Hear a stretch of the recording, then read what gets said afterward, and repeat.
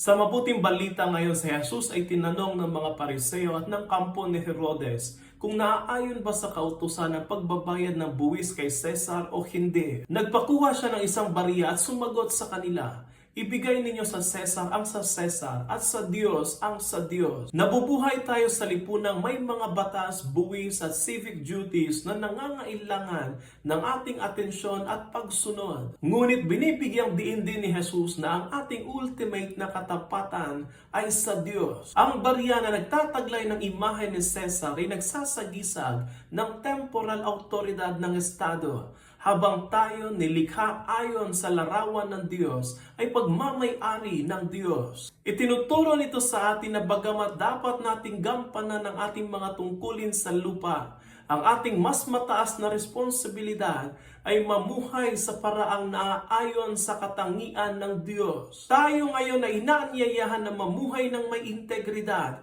ng may paggalang sa ating mga responsibilidad sa lipunan, nang hindi kinukompromiso ang ating commitment sa Panginoon. Ito ay nagpapaalaala sa atin na ang ating katapatan ay sa Diyos lamang na may likha sa tanan at hindi sa mundong hindi tayo kayang iligtas.